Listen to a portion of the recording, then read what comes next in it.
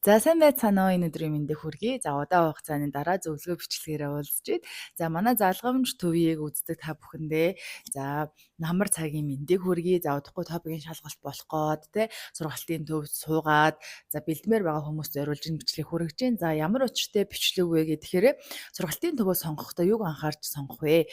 Өөрт тохирсон сургалтын төвийг хэрхэн олох вэ гэдэг одоо агуулгатай бичлэг байгаа. За мэдээж энэ бичлэгэнд манай сургалтын төвийг сурчилж байгаа гэсэн үг биш. Ерөнхийдөө Монгол улсад Улаанбаатар хотод байгаа сургалтын төвүүдийн онцлог давуу тал за өөрт одоо зохицож байгаа сургалтын төвийг олохын тулд юунаар анхаарах вэ гэсэн агуулгатай байгаа шүү. За Монгол улс даяар Улаанбаатар хот даяар маш олон сургалтын төвүүд байна. Зарим нь олон жил үйл ажиллагаа явуулсан, зарим нь шинээр нэгдсэн тийм ээ.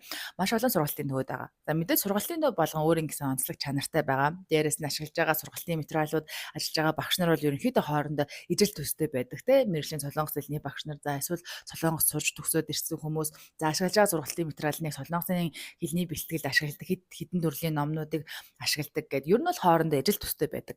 За гэхдээ яг энэ дундаас яг өөр тохирсныг хэрхэн олох вэ гэдэг бол айгүй чухал асуулт болоод байгаа.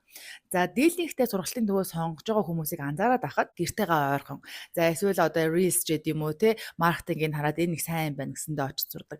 За эсвэл энэ сургалтанд сурсан хүмүүс илүү топикийн өндөр оноо аваад байна, илүү амжилттай байгаад байна ч гэдэг юм уу. За эсвэл сургалтын одоо зуучлалын төвүүд энд иргэд байдаг сургалтын төвийг сонгодогч гэдэг юм уу. Дараа нөгөө зуучлалаа бас тэндээ хийчихэд амарч гэдэг юм. Олон хүчин зүйлүүдийг анзаарч одоо сонголтоо хийгээд байна л да. Гэхдээ миний одоо дүгнэлтээр тэ солонгос хэлийг бас хэдэн жил зааж байгаа, яг энэ салбарт ажиллаж байгаа хүний хувьд яг гол чухал зүйлийг харж сургалтын төвийг сонгохгүй байгаад учир байна. За тийм учраас яг энэ бичлэгийг хийж байна. Тэгэхээр хэрэв та одоо топик шалгалт өгөх гээд бэлдэж байгаа. За сургалтын төвөө сонгох гээд судалж байгаа бол энэ бичлэг танд маш хэрэг болно. За ерөнхийдөө одоо сургалтын төвүүд бол хэд хэдэн янз байгаа. За нэгдүгээр нь болохоор мэдээж групп сургалтын төв гэж байгаа. За хоёрд нь болохоор ганцаарчсан сургалтын төв гэж байгаа. За гуравдугаарт болохоор хурдан темптэй шахуу хуваартай явдаг сургалтын төв гэж байгаа. За дөрөвдүгээрт болохоор мэдээж жоохон удаан темптэй урт хугацаанд сургадаг гэсэн сургалтын төрлийн төвүүд байна. Тийм ээ төрлүүдтэй төвүүд байна. За тэгвэл тухайн сургалтанд сууж байгаа сурагч нар хүмүүсийн бас төрөл гэж байна. За тэрийг наад үзэх юм бол ганцаараа сурж илүү ганцаараа төвлөрч чаддаг хүн гэж байна. За эсвэл олонтойгоо ярьж тий олон дунд одоо хөгжилтэй байдлаар сурдаг хүн гэж байна. За эсвэл одоо маш удаан тайвнаар сурдаг хүн гэж байна. За эсвэл маш хурдан ойлгоцтой хурдан сурдаг хүмүүс гэж бас дөрвөн төрөл ангилж болно. За тэгэхээр та яг энэнийг сонсоод бол ойлгож байгаа бах те сургалтын төвийг сонгохдоо яг өөрийнхөө суралцах темпэнд таарсан арга барилтай хөтөлбөртэй сургалтын төвийг сонгооч гэж би зөвлөх гээд байна. За жишээ аваад үзэх юм бол та өөрөө ганцаараа төвлөж сурдаг хүн байлаа гэж бодъё. За тэгэнгүүт групп сургалтанд очиж суучлаа гэж бодоход олон дундаа сатаарад олон өвмэн дунтай олон чимээн дунд төвлөрч чадахгүй тэгээд өөрийнхөө хэмжээнд сурч чадахгүй тэгээд ерөөдөө шантрах, уйдах тэгээд сургалтаа хаях гэдэг сонголттой нүүр тулж болно. Ийм хүмүүс бас зөндөө байдаг тийм. За тэгтэл групп ингээд сургалтаар тийм ээ олонтойгоо ярьж илүү одоо ингэж амаа ажиллуулж ярьж сурдаг темпний хүн байж тал ганцаарчсан сургалтын төвийг сайн гэж бодоод очиж сонгочих юм бол уйд хартай санагдах багшаас өөр хүнтэй харьцахгүй болохоор ярьж иж хамаг одоо юмаа сурдаг хүн чинь ярьж чадхаа болоод тэгэхээр сурч чадхаа болоод цээжилж чадхаа болдог асуудлууд гардаг. Тэгэхээр уг нь ийм хүнд бол яг одоо групп сургалтын төв илүү зохих нь. За тэгвэл маш удаан темптэй сурдаг хүмүүс гэж байна те.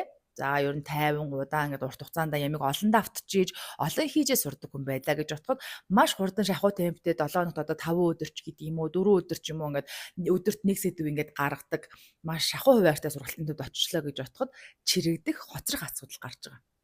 Тэгэнгүүт нөгөө өөрийгөө чадахгүй байна, болохгүй байна, тийм ээ нөгөө ангийнхан нөхдөө төрүүлээд ингээд сураад хамаг юмаа үзүүлээд тахт чи өөрөө хоцроод байгаа мэдрэмж аваад би чадахгүй байна, би сурч чадахгүй байна гэдэг шантрал мэдрэх тохиолдол байна. За эсвэл маш хурдан темптэй сурдаг хүн байлаа гэж бодсон чинь маш удаан ингээд зугуухан явдаг сургалтын төвд очиж суудсан чинь залах нь тэгээд тэр сургалтын юм жоохон ойлгохтой юм үзгүй байна, хурдан би сайжрахгүй байна гэдэг бас бодол төрж эхэлнэ тэ. Тэр ингээд үзгээр тухайн хүний яг сурж байгаа темп одоо аливаа ямиг сурж одоо заншсан тэр техник тэр арга барилаас үүдэлтэйгээр та сургалтын төвөө очиж судлаад ярилцаж үзээд болж өгөөл нэг өдрийн хичээлдээ суугаад сонгох хэрэгтэй гэсэн. Яг өөр тохирсон темпний сургалтын төвийг олохгүй бол ерөнхийдөө сурах арга барил таарахгүй, ерөн сунжраад за санхүүгийн бас гар золоод тийм ээ олон зүрх талтай. Тэгэхээр яг өөр тохирсон одоо арга барилтай сургалтын төвийг олоод сонгочих юм бол ямар ч юм солонгос хэлийг сураад бас өөрхөн топог оноо аваад явах боломж байдаг. гэсэн үг. Тэгэхээр нөгөө удаан сурдаг хүмүүс, хурдан сурдаг хүмүүстэй хамт ингээд суучаар би муу юм байна, би суугаа юм байна гэж боддог. Тэгээд энэ бол таны буруу биш. Зүгээр л тэр сургалтын төвийн арга барил тань таарахгүй байгаа гэсэн. За бас олонтойгоо нөгөө явдаг хүн чинь ганцаарсан сургалтын төвд очиод суучаар бас тий уйтгартай байна, зохгүй байна гэдэг хандлага гардаг. Тэгэхээр энэ бол сургалтын төвийн буруу ч сурж байгаа хүний ч бас муугийнх биш. Зүгээр л хоорондоо зохисохгүй байгаа гэсэн үг. Тэгэхээр яг та өөр тохирсон арга барилаар заадаг сургалтын төвүүдэд очиж суугаач ээ. Тийм болол үрд нь хурдан гарнаа гэж ойлгож байна. Түүнээс бол яг энэ манай гэрийн хажууд байдаг шүү. За эднийх илүү топик оноо өндөр амлаад байна шүү. Эднийх эсвэл төлбөр нь арай хямдхан юм байна шүү. Эднийх зуурчлалын төвтэй юм байна шүү гэж бодолгүйгээр яг гол нь өөрийнхөө арга барилд өөрийнхөө сурж байгаа темпэнд таарсан сургалтын төв сонгооч гэж уриалмаар байна. За тэгэхээр ер нь бидний сурж байгаа энэ сурах арга барил чинь те бага ангид байгаас анх сургуульд орсон цагаас эхлээл ингээл тогтцсон байгаа шүү дээ. Тэр гинт өөрчлөөд удаан сурдаг хүн хурдан сурдаг болно гэж байхгүй. Тэг гинт одоо ганцаараа төвлөрч сурдаг хүн олонтойгоо очиж сурна гэж байхгүй. Нэг өөрчлөх бол боломж байхгүй. Тийм учраас яг өөрсдийнхөө таарсан темптэй сургалтын төвийг сонгвол тэр бол хамгийн сайн сургалт болж өгнө гэсэн үг. Тэгэхээр мэдээж сургалтын төв болгон ч дотроо хөтөлбөр байгаа. Ямар ном ашиглаж гин тэрнийхээ дагуу хөтөлбөр нь гараад ирсэн байгаа. Дээрээс нь тэрнийхээ дагуу багш нар бэлтгэгдсэн байгаа. Тэгэхээр тухайн багшийн зааж байгаа темп болон тэр хөтөлбөрийн арга барил танд агай чухал нөлөөтэй байхаас хэр хурдан удаан те ганцаараа олоолаа гэдгээс хамаарж байгаа болохоос биш төөр сургалтын төв одоо те үр дүн өндөр гаргасан байна уу.